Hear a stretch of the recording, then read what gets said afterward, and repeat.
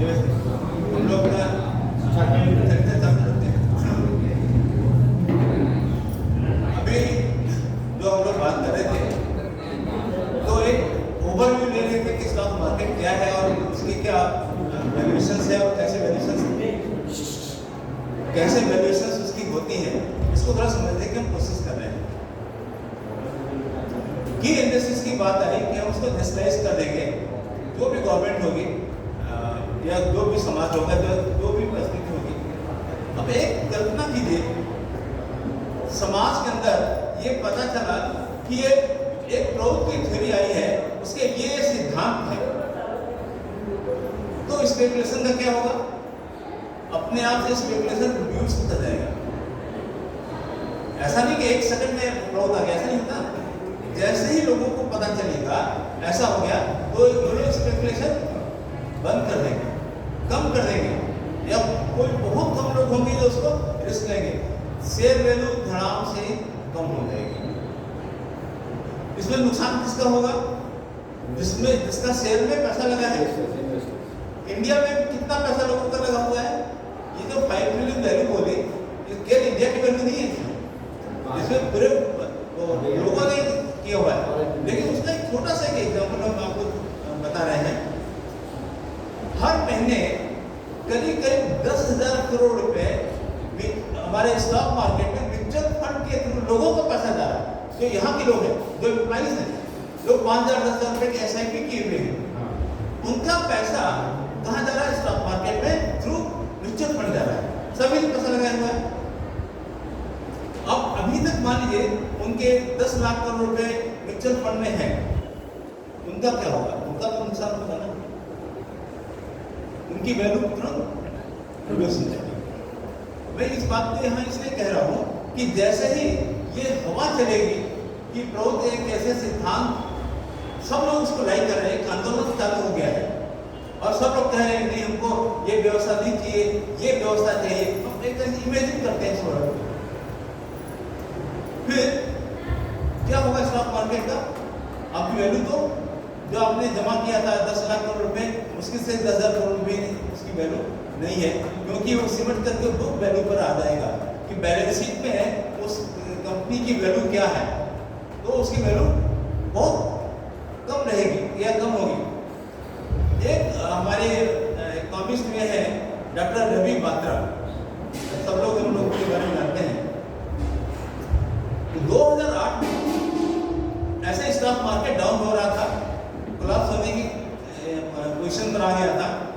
उसके पहले उन्होंने एक किताब लिखी थी, उन्होंने उसमें सजेशन किया, वो ये क्राइसिस डिप्रेशन क्या नाम था? Great depression.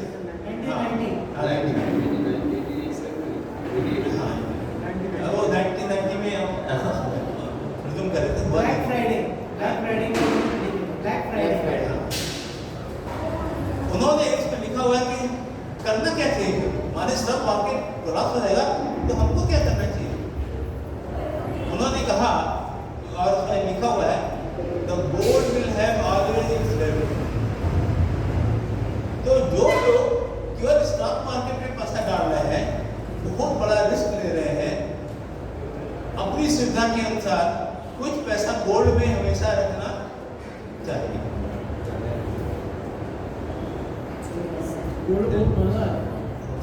सवाल नहीं है, एक एग्जाम्पल से एक चर्चा की बात करें। लोगों को गोल्ड में पैसा रखना चाहिए, ये हम लोग के दिमाग में रहना चाहिए कि ऐसा कभी हुआ तो हमारा क्या होगा। हमारा जो हमने मन में रखा हुआ कि हमारे पास 1 करोड़ के शेयर है, 10 करोड़ के शेयर है, वो पता चला कि वो 10 रुपये हो गए, कागज की कोई वैल्यू नहीं रहेगी। खैर अभी इस विषय को थोड़ा चेंज करते हैं, दूसरे टॉपिक पर आते हैं। की इंडस्ट्रीज को हमने कर दिया और गवर्नमेंट अपने आप में सॉवरेन सत्ता होती है, उसने बुक वैल्यू के हिसाब से पैसा डिस्ट्रीब्यूट कर दिया, जिसका था उसको दे दिया। अब जो दूसरी इंडस्ट्रीज है उनका क्या होगा? जो सेकेंड लेवल पर, वो तो गवर्नमेंट नहीं रन करेगी, राउट में वो गवर्नमेंट को रन नहीं करना है। अब उनको कैसे चेंज होगा? वो तो हम चाहते हैं ना कि कोऑपरेटिव सिस्टम पे आ जाए। कोऑपरेटिव में शेयर होल्डर्स नहीं करना, लेकिन अभी के जो कैपिटलिस्ट सिस्टम में एम्प्लॉय है वो शेयर होल्डर हो भी सकता है, नहीं भी हो सकता है। कंपल्सरी नहीं है कि वो शेयर होल्डर हो। ब्राउन सिस्टम कहता है कि he has to be shareholder. यही अंतर है ना, कंपनी तो रहेगी। तो अब उसके और गवर्नमेंट है, हम ऐसा सिस्टम करें कि कंपनी चलती रहे और जो एम्प्लॉय वहां काम कर रहा है उसके लिए कंपल्सरी कर दें कि वो स्पेसिफाइड अमाउंट के 1000 10,000 जो भी लिमिट हो, इतने शेयर उसको मिलेगा ही मिलेगा, उसको देना ही होगा, जिससे कि उसका जो प्रॉफिट है उस प्रॉफिट का शेयर उस एम्प्लॉय को भी मिलता रहे। पर्पस वो है कि उसको उसका बेनिफिट मिले। तो दूसरे जो लोग हैं जो कि शेयर पहले से शेयर होल्डर्स हैं, उनको हम डिनाई ऐसे नहीं कर सकते। पूरे समाज के अंदर एक जब बोलते हैं संघर्ष और लूटपाट की सिचुएशन आ जाएगी, गला काटने की सिचुएशन आ जाएगी। भाई जिसका पैसा है, आज हमारे घर हमसे कोई छीन ले तो मेरी क्या स्थिति होगी? अब आप सोचिए आपकी क्या स्थिति होगी। आपके घर अभी एक दिन के लिए कह दिया जाए कि तुम्हारा घर नहीं है, घर से बाहर जाओ। समाज में ऐसा तो नहीं चलेगा, समाज से नहीं चलता है। तो हमको क्या करना पड़ेगा उसमें? गवर्नमेंट को ऐसे रूल्स बनाने होंगे कि जो एम्प्लॉय है नेसेसरली उसको नोशनल शेयर दे दो, जरूर उसने पैसा नहीं लगाएगा, नोशनल शेयर्स केवल डिविडेंड पर्पस के लिए। एक तो वो शेयर्स हो गया जो कि हम मार्केट खरीदे या उसको बुक वैल्यू है जिससे हम उसको खरीद रहे हैं या हमने पैसा इन्वेस्ट किया है। एम्प्लॉय के पास उतना पैसा मान लीजिए नहीं है, तो जो नोशनल शेयर्स उसको मिल गया तो वो जो वहां काम कर रहा है तो उसका उसको भाग मिलता रहेगा। दूसरा, अब हम एक और सिचुएशन लेते हैं। उस इंडस्ट्री में मान लीजिए 10,000 आदमी काम करते हैं, लेकिन उसका जो प्रोडक्ट है वो तो 10 करोड़ लोगों के पास जाता है। तो वो जो कंज्यूमर है उसको क्या लाभ मिल रहा है? उसको कोई लाभ नहीं मिल रहा, लेकिन वो ग्राहक है उसका। तो गवर्नमेंट को क्या करना चाहिए? इक्वल शेयर्स, गवर्नमेंट ऐसे रूल्स बनाया उस समय कि ये नोशनल शेयर्स गवर्नमेंट हो गए, तो जो भी डिविडेंड आएगा 50% डिविडेंड प्रॉफिट किसके पास जाएगा? गवर्नमेंट के पास जाएगा। गवर्नमेंट के पास गवर्नमेंट का मतलब क्या हो गया? Public fund. Government public fund, उस पैसे को एमिनिटीज में खर्चा किया जाए।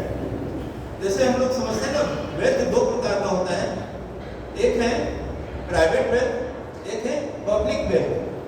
प्राइवेट वेल्थ क्या होता है? आज जो कैपिटलिस्ट सिस्टम है वो प्राइवेट वेल्थ के सिस्टम में रुका हुआ है, तो वो उसमें इंडिविजुअल का आधिपत्य रहता है, वो जैसे चाहे वैसे खर्चा करे।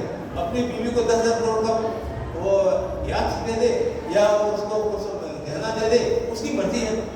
लेकिन जो पब्लिक वेल्थ है, जितना ज्यादा इन्वेस्टमेंट पब्लिक वेल्थ पर होगा तो उसमें वहां के रहने वाले लोगों को उतना ज्यादा फायदा मिलेगा, उसकी यूटिलिटीज से उसको फायदा मिलेगा।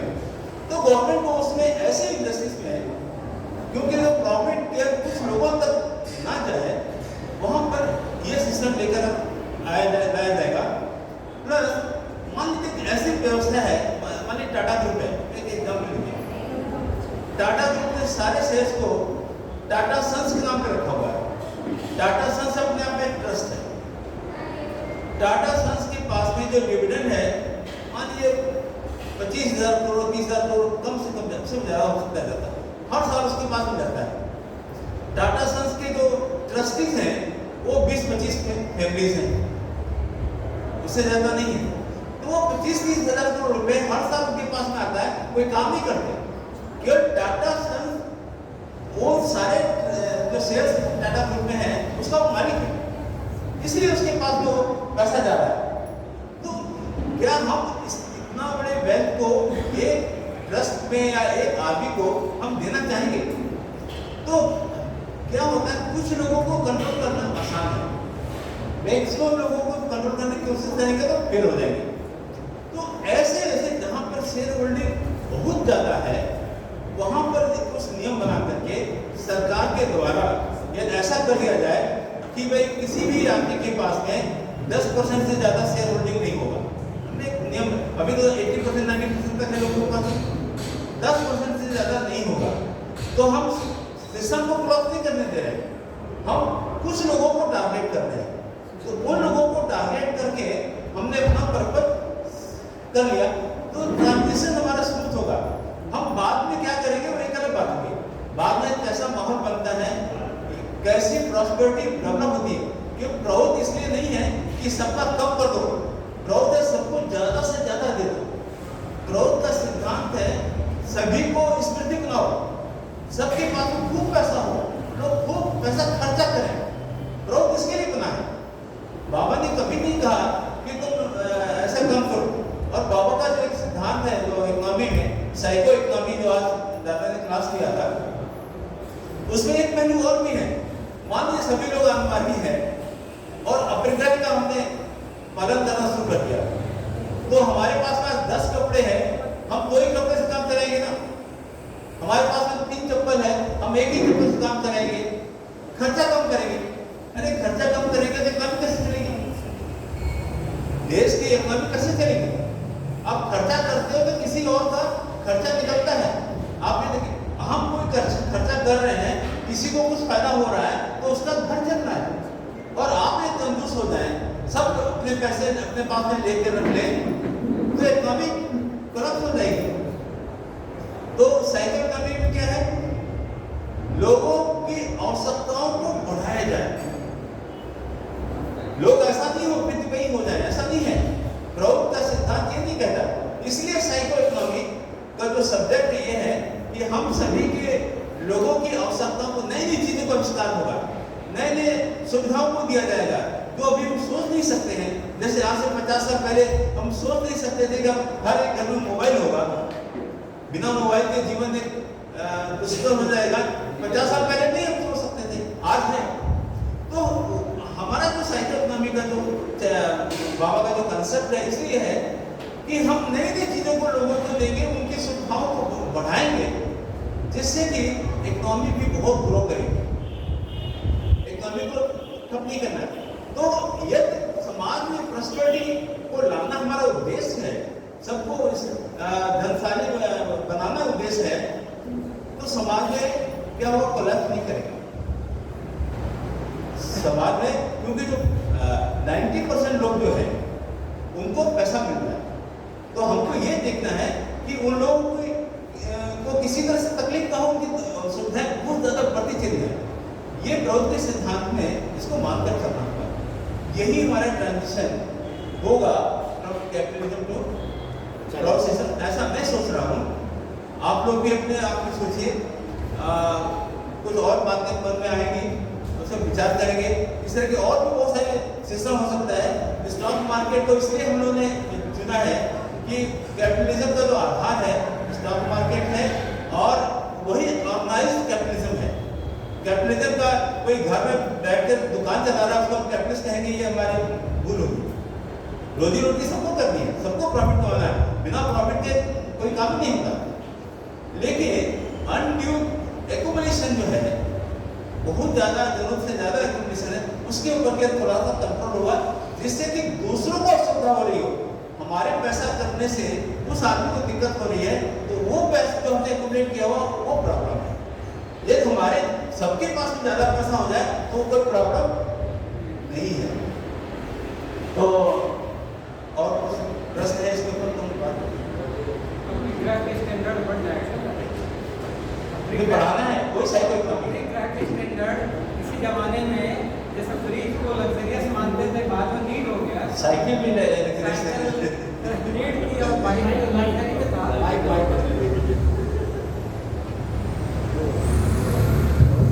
हो सकता है सबका किसी जमाने में, पहले के जमाने में घर में मतलब फ्रिज है, किसी में तो लग्जरियस आइटम था, बाद में नीड बन गया है ना। जो बाइक था लग्जरियस आइटम था, बाद में नीड बन गया। तो ये अपरिग्रह का स्टैंडर्ड बढ़ते जा जब हमारी जरूरत की चीजें बढ़ती जाएगी तो उसके लिए क्या मनी चाहिए, तो वो कीप मनी रोलिंग के बाबा बोले हैं ना, बाजार में घूमता रहेगा, जमा करने की जरूरत नहीं है। पैसे को बाजार में जितना ज़्यादा हाथ में जाएगा उतना ही ज़्यादा प्रोडक्शन होगा, लोगों को रोजगार मिलेगा, तो वैसे सुख समृद्धि आएगी। सब एक दूसरे से जुड़ा हुआ है एकदम, इसलिए बाबा लोग कीप मनी रोलिंग बाबा गई बढ़ाते, पैसे को एक जगह रखना नहीं। आजकल क्या है कि लोग पैसा इकट्ठा इसलिए करते हैं कि एजुकेशन में करोड़ों रुपया लगता है, एडमिशन में MBA करना है, इंजीनियरिंग करना है, मेडिकल का 3 करोड़ फीस है। इसको अगर 600 मार्क्स नहीं आया प्राइवेट में मैं गया था 2 करोड़ फीस है। ये जो साइंस में कॉलेज है, मेडिकल कॉलेज क्या नाम है, जो बीजेपी का सुमैया दादा अभी बंद हो गया नहीं बंद हो गया बंद नहीं हुआ, छोटा बंद हो गया, बंद नहीं हुआ दादा, 15% है नहीं है, है अरे अभी 15% आप एक साल पुरानी बात है। नहीं, अभी मैं गया था 2 दिन पहले 15% आप पढ़िए। एडमिशन, मेरी बेटी का एडमिशन हो रहा है, इसलिए मैं उसमें 2 महीने से पागल हो गया हूँ एडमिशन करने के लिए। पूरा करके सर 15% मैनेजमेंट कोटा है प्राइवेट कॉलेज में, गवर्नमेंट में नहीं। 85% जनरल, 15% मैनेजमेंट कोटा है, उसमें डोनेशन नहीं है, उसमें फीस है, ऑफिशियल फीस है 2 करोड़, गवर्नमेंट चेक करती है 1.96 करोड़ फीस है, कौन पे करेगा? तो इतना पैसा के लिए फिर ट्रीटमेंट में 14-15 लाख लग जाते हैं अगर सीरियस ट्रीटमेंट हुआ तो। पैसा कहाँ से लोग इकट्ठा कर रहे हैं? जब बाबा ने कहा 5 चीज की गारंटी दे रहे हैं, फिर पैसा इकट्ठा नहीं करेगा कोई। जब ट्रीटमेंट और एजुकेशन फ्री बाबा ने कर दिया, एजुकेशन जब फ्री हो जाएगा, ट्रीटमेंट जब गारंटीड हो जाएगी, तो पैसा क्यों इकट्ठा करेगा? पैसा इकट्ठा करने की जरूरत नहीं पड़ेगी। इसी के लिए पैसा इकट्ठा कर, पैसा तो इसी के लिए इकट्ठा कर रहे हैं ना, ट्रीटमेंट और एजुकेशन के लिए। आज हम आ रहे थे ट्रेन से, तो स्टेशन के सामने एक आदमी लगा दिया बोर्ड, मुझे एजुकेशन और ट्रीटमेंट के लिए पैसा चाहिए। ये 2 में खर्च ज़्यादा है, लोग इसके लिए पैसा इकट्ठा कर रहे हैं। जब ये गारंटी हो जाएगी तो पैसा इकट्ठा करने की जरूरत क्या है? जिनके पास प्रॉपर्टी पड़ी है उनको भी क्या जरूरत है? जब पैसे ही फ्री, एजुकेशन फ्री हो जाएगा, ट्रीटमेंट गारंटी हो जाएगी, तो पैसा क्यों चाहिए आपको? सबसे ज़्यादा जो महंगा फी है ऑल इंडिया में मेडिकल कॉलेज में, वो है पटना, ठीक है। आप सुमैया का बोल रहे हैं, सुमैया मैनेजमेंट पूरा जनरल फीस उसका 12 लाख है, 12 लाख पर ईयर, और मेडिकल कोटा इसका मार्क्स नहीं आया 12 लाख। ओके, ये हमारा जो सेशन था इसका समय 4 बजे तक था, और क्योंकि हमको बाद में भी एक सेशन और करना है। नरेंद्र दादा बोले थे कि हम लोगों के पास यूथ नहीं है। क्या नहीं है? हमारे पास यूथ नहीं है, कैडर नहीं कैडर नहीं है। तो दादा से मेरा रिक्वेस्ट है कि दादा आप हम लोग को गाइड कीजिए कि कैसे तो कैडर नहीं है। सेशन में हम लोग आज मीटिंग करेंगे कल दोपहर में कि हमारा आगे क्या करना है। हाँ, मार्केट नहीं आता, बाबा बोले होता है 1000 आदमी हो जाते हैं, और अभी इसके साथ हो रहा है। ओके, 4:40 तक आपका टी ब्रेक है, 4:40 में खाली हो जाएगा। अब ठीक आ है, चलिए। अरे